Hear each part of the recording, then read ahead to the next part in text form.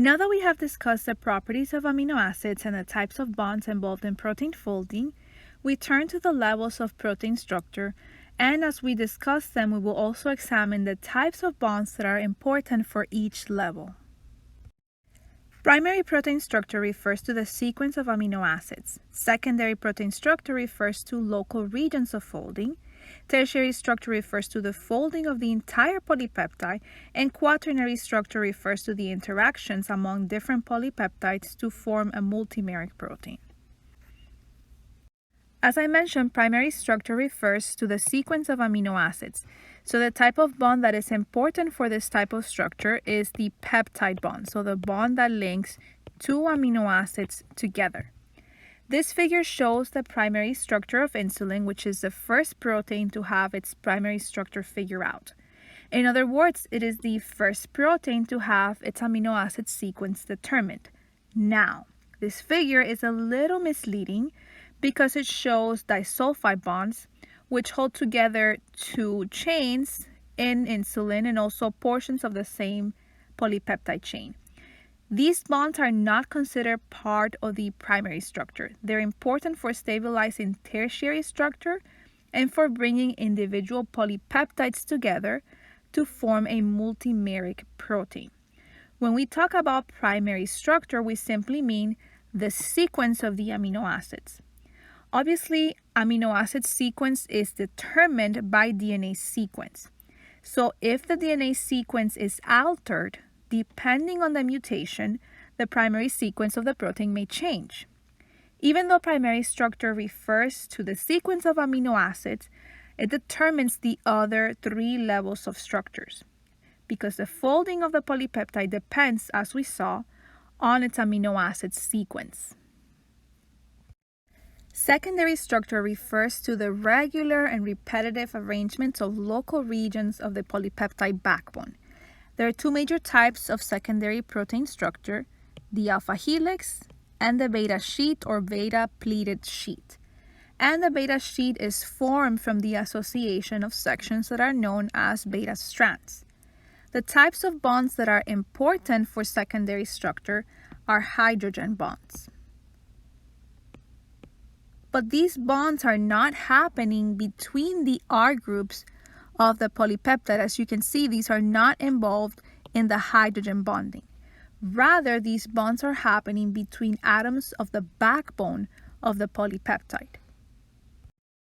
Recall that when a peptide bond forms between the carboxyl group of one amino acid and the amino group of the next amino acid, the remnants or leftovers of the carboxyl and amino groups are a carbon that's double bonded to an oxygen and a nitrogen that's bonded to a hydrogen. Now, the hydrogen bonds that stabilize secondary structure occur between the carbonyl oxygen in one region of the polypeptide and an electropositive hydrogen bonded to a nitrogen in a different region of the polypeptide. For the alpha helix, these hydrogen bonds occur between regions of the polypeptide backbone. There are approximately 4 amino acid residues apart. For your reference, in these images, the oxygens are shown in red and the hydrogens in gray. And as you can see, this hydrogen bond is happening between an oxygen bonded to a carbon from a peptide bond in one amino acid to a hydrogen bonded to a nitrogen of a peptide bond in an amino acid that is approximately 4 amino acid residues away from the previous one. Similar to the alpha helix, the beta sheet results from hydrogen bonding between atoms of the backbone, which is what you're seeing here. So these are not the R groups. And the R groups are not shown here in this picture because they protrude above and below the plane of the beta sheet, as we'll see in a moment. In the alpha helix, the R groups protrude outward from the helix. As I mentioned earlier, the hydrogen bonds that are responsible for the formation of the helix are happening between the oxygen of a CO group and the hydrogen of an NH group located approximately 4 amino acids away. So these are atoms of the polypeptide backbone rather than the R groups. Some amino acids, including leucine, methionine, and glutamate, tend to favor the formation of alpha helices, whereas proline acts as a helix breaker, and that's because its R group is bonded to the amino group of the amino acid. While you do not need to remember which amino acids promote the formation of alpha helices, the important take-home message here is that although the R groups of amino acids are not involved in the hydrogen bonding that stabilizes secondary structure, the R groups are important. Whether a region forms an alpha helix or a beta sheet depends on the amino acids that are present in that region. The R groups or side chains in the beta strands that make up beta sheets are located above and below the polypeptide backbone because the chain is in a fully extended conformation. Hydrogen bonding occurs between the backbone and H and CO groups, as we saw with the alpha helix, and this happens between separate strands. Just as in the alpha helix, some amino acids are more likely to form beta sheets. But there are important differences between alpha helices and beta sheets, particularly in terms of hydrogen bonding. In the alpha helix's hydrogen bond is always going to be intramolecular within the same polypeptide because it happens between amino acids that are in the same strand, located 4 amino acid residues apart. In the beta sheet, that hydrogen bonding can be either intra or intermolecular because it's happening between separate beta strands. And these beta strands could either be part of the same polypeptide or different polypeptides. So to reiterate, those hydrogen bonds in beta sheets can be either intramolecular within the same polypeptide or intermolecular between different polypeptides.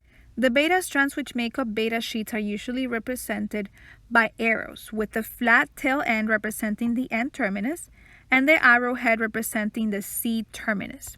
Now, beta strands can associate into antiparallel beta sheets in which the beta strands lie in opposite directions, or parallel beta sheets in which the direction of the polypeptide chain is in the same amino to carboxyl orientation in all beta strands. The hydrogen bond arrangement is more stable for antiparallel beta sheets compared to parallel beta sheets, and that explains why the antiparallel beta sheets are more common in proteins. A particular combination of 2 or more secondary structures that form a distinct three-dimensional arrangement is known as a motif if that particular combination is observed in multiple proteins and is usually, though not always, associated with a specific function. Examples of motif include the hairpin loop and the helix-turn helix, which are frequently found in transcription factors and are associated with DNA binding. Helices and strands, as you can see here, are connected through short disordered loops. Now, because certain amino acids tend to favor different types of secondary structures, secondary structure can usually be predicted based on the amino acid sequence. An important thing to keep in mind is that a motif is not thermodynamically stable if it is isolated from the protein.